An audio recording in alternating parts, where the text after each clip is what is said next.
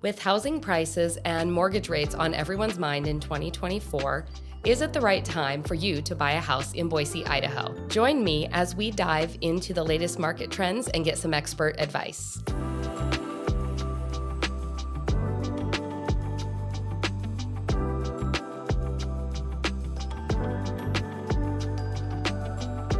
Welcome back to my channel. I'm Britta Menzel, your Boise, Idaho real estate professional.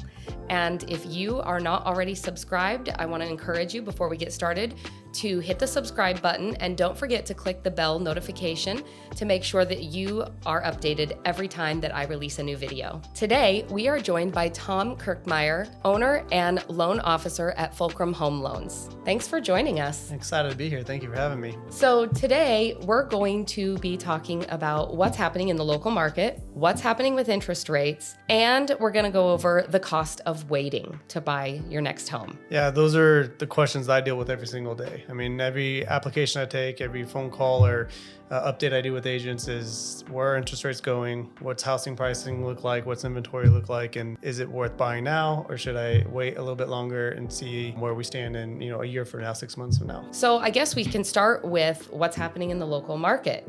From my side on the real estate, I'm seeing what's happening as far as like low inventory or buyers versus sellers. There's still a lot of cash buyers out there right now, which makes competition a little stiffer for anyone who's working with a lender. But what are you seeing on your side? Similar things. Inventory is still low. First off, the Treasure Valley is still such an amazing place to move to that we're still seeing tons of people from out of state, people who bought early in 19 and 20 who are now trying to upgrade homes.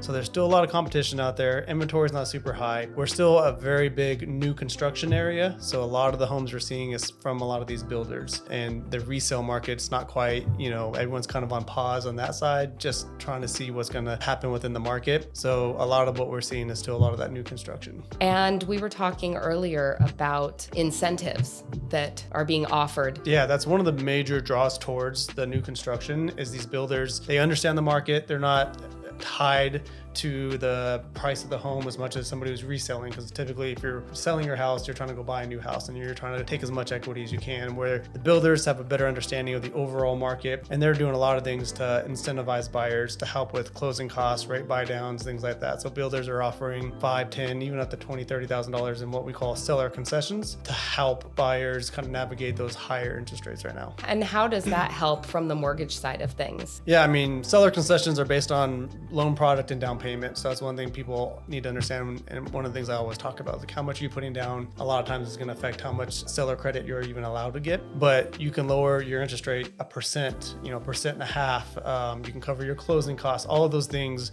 which can make a major impact on money out of your pocket, but also your monthly payment. So speaking of interest rates, that's been a hot topic for, at least a year now. A couple of years now, yeah. Couple of years, ever since everything started going back up. Let's talk about interest rates historically and what we saw a couple years ago versus what we're seeing right now. Yeah, I mean, if you look as far back as the 80s and 90s, you always hear people saying, oh, my first interest rate was, 13%, 10%, somewhere around there. And there's so much that's gone on since then that it's really hard to truly compare. But, wages were down back then. Housing prices were a fraction of what they are right now. So the major player in our market is still inflation. When you look back pre-2020, where rates were 6%, this was about normal. We got spoiled when the Fed decided to do their quantitative easing, and they were pouring billions of dollars a month into buying mortgage-backed securities. And that was basically artificially lowering interest rates to those 2%, 3% mark. That's just not happening anymore.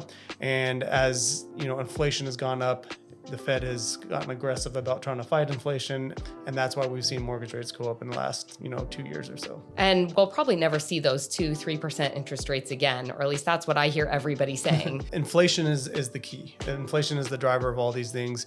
If the Fed were to pivot and start dumping money, which again, anytime you're just printing endless amount of money, this is how we get into these problems. Yep. But, if the Fed decided to start buying mortgage-backed securities, that's the only way we're going to get back that low. Once we hit the inflation goals that the Fed has laid out, or we see some of this movement in the job market, we can start to see rates continuing to ease. But as far as getting back to 2-3%, that's not likely, or at least not anytime soon. I agree. So another hot topic is the election that's coming up. And historically, what kind of effect has an election cycle had on interest rates, on the housing market? It's a great question. I think historically speaking, rates have always trended down during an election year. I think this is a very intriguing election cycle because there's just so much volatility in our market. The Fed has laid out very lofty goals for inflation that we just haven't met yet, which has put a complete pause to any of their Fed rate cuts, which they've been discussing since last year. I think the only hope for any kind of Fed cut to the Fed funds rate this year will be based on trying to have some kind of impact on the election. So if it wasn't an election year, I don't think we'd be seeing the possibility of lower rates, but I do think that does play a part in where we see rates going over the next 3 to 6 months. So earlier we mentioned cash buyers and how that may affect people who are looking to purchase a home working with a lender like yourself. Let's talk about that a little bit. Yeah, cash is still king. When you have a cash offer, there's safety in that because you can close quickly. You don't have to wait on any, lender's poor evaluation of the process before you got in the contract and bumps in the road that comes with that. So we still see lots of equity in people who bought houses over the last couple of years. People coming from out of states, the big, blue states like California are bringing tons of cash over. So, if you're looking to buy and you're getting a loan, it's not as much as it was, a few months back, but you're still occasionally finding cash offers because cash is just exciting to a seller because they know it's safe. Yeah, absolutely. So we were talking about the election coming up and how we are kind of expecting and hoping that that's going to bring rates down, even if it's artificial and temporary. But let's talk about the cost of waiting. I know a lot of people in the real estate industry have been talking about this, and I think it kind of goes back and forth both ways. But let's talk about the different things to look at when you're thinking about, should I buy right now? Should I wait and hope that those interest rates come down with the election drawing closer? Or do I just need to pull the trigger if I find a house I like right now and purchase?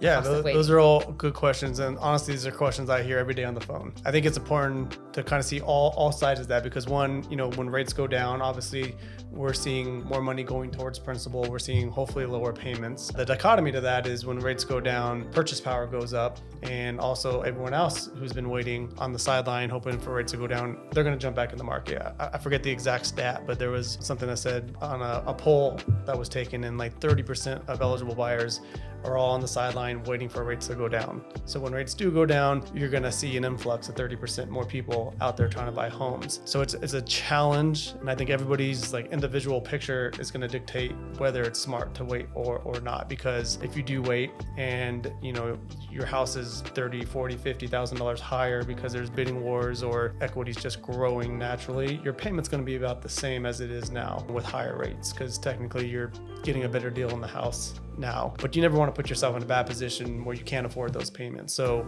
people ask me, is now a good time to buy? And I'll say, yes, if your circumstances dictate that, if you're not living outside your means, if you can afford the payment, if you can, hey, I understand a refi might not be possible in a year or 2 years, like I hope, and all of that makes sense, then yes, it is a good time to buy because, when equity does shoot up, you're going to take advantage of all that. But waiting, maybe you can save up a little bit more, there's less risk in that. Yeah, so I talk to my clients a lot about buyers versus sellers market because I've got a couple of clients I've been working with who have a house currently that they would need to sell in order to buy another house. But everybody always wants the best of both worlds. They want to get the highest possible price for their house that they're selling, but the lowest possible price for the new house that they're buying. And I have to remind people all the time, you're not going to get the buyer's market and the seller's market at the same time, or not close enough together where you're going to get the best deal on both of those. So I'm constantly reminding people, be aware of what's happening in the market and just know that, especially if you're looking to buy and sell, you're going to be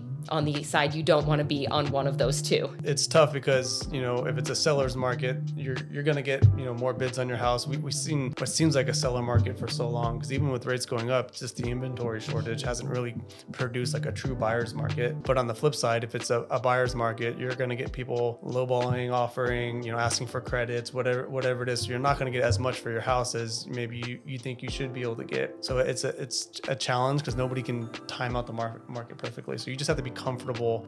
Hey, I'm willing to sell my house for this much, and whatever that bottom line is. And same with the buying. Like I don't want my payment higher than this. I don't want my out-of-pocket cost to be higher than this, and just have a really good game plan with really good expectations. I tell my clients all the time, like, don't try to time the market, right? Because you're never going to get it exactly where you want it. Right. Even if you're only on one side, even if you're a first-time buyer and you're just looking to buy and you're hoping for good interest rates and a good deal, a good price, right? You're never going to be able to time the market and match it up with what you want and what you're planning. So I always encourage people, like, plan your future and your home buying goals around what works for you and what you need, rather than, trying to plan the market and hold off and hope you get a better deal. Right. I mean, and that's key. Like, you touched on all of that. Like, you should have your budget written out. You should have your goals written out, both for like, hey, here's my dream. I'm hoping to get this house or this price. And also the opposite. Like, what is the lowest I'm willing to do? And that way, you don't have as much of an emotional pull when things don't go right, but you also like, hey, I knew this might happen, and I'm okay with that. Yeah,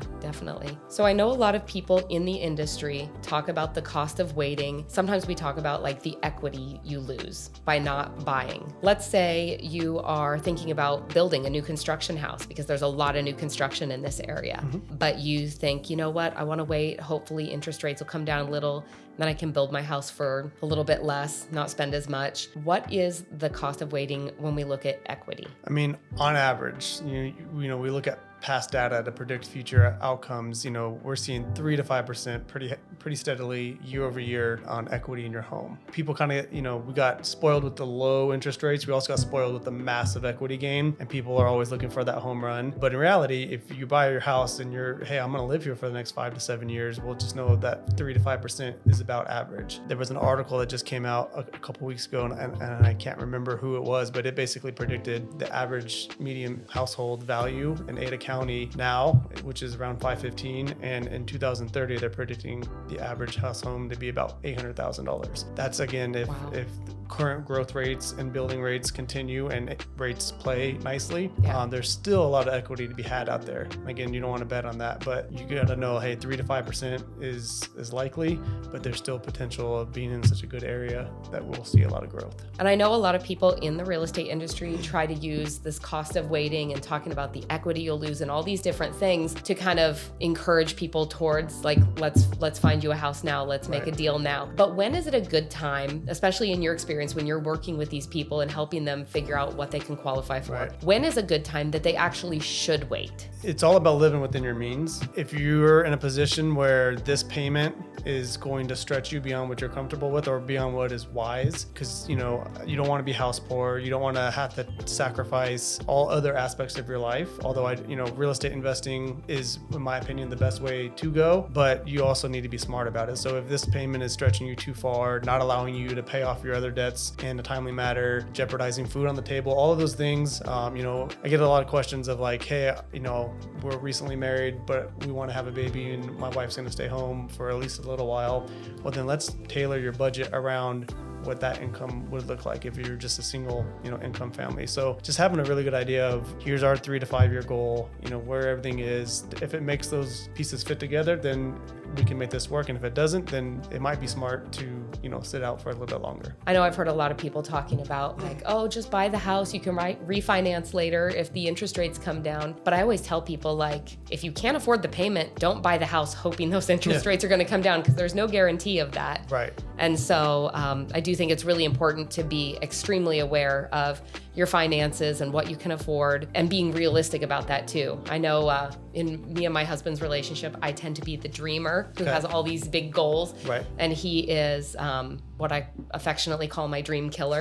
He's the realist, and he likes to remind me of what we can actually afford and what our realistic timeline looks like. Right. And sometimes like he's being conservative, and sometimes things happen sooner, or we can afford a little more than what he says. But it's nice to have that balance. But I have friends who maybe a couple where they're both dreamers, and that can be a little bit of a scary situation. And that's a time when it's good to have someone like you who can step in and kind of give them a little bit of a reality check. Yeah, I mean, there's that saying, marry the house, date the rate, and there's some truth to that, but you want to have a complete picture, right? If rates don't go down for 3 years, for 5 years, are you able to reach all your other financial goals? Are you able to stay afloat with the higher payment? And then, if rates go down, then that's just a benefit of your budget and your planning, but you can't predict. As we've seen, a lot of people in my industry thought we'd have lower rates already by now, and we just haven't hit those metrics to make it work. And so people who maybe were betting on a refi are now,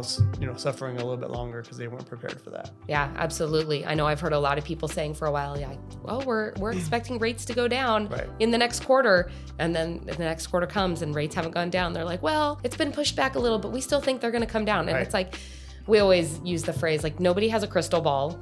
Nobody in this industry actually knows what's going to happen. We can, watch the market and we can read the signs and we can make educated guesses about what we think might happen. But even, the two of us, like, we talk to people and I always remind my clients, like, I can't guarantee you anything's going to happen. This is what we're hoping, but there's no guarantees. And you need to make sure that you're not putting yourself into an uncomfortable situation. And so many people were talking on that because historically, the mortgage rate industry has been very closely tied to, like, hey, past data will predict future rates, and there's just been outside players of the amount of money we're printing and the inflation, and there's just things that are happening that are changing the market a little bit, where in the past we didn't have to worry about that as much, and that's just kind of thrown everyone's predictions out the window a little bit. So with all of that information that we have and everything we've been talking about, what is the market looking like right now here in the Boise area from the lending side? How many loan applications are you seeing? Is the market still alive and well, or is it on the verge of this crash that everybody's talking about? Yeah, I don't see a crash. It ebb and flows. I know we're in the middle of purchase season, so some of this is seasonal, but we've seen a major uptake in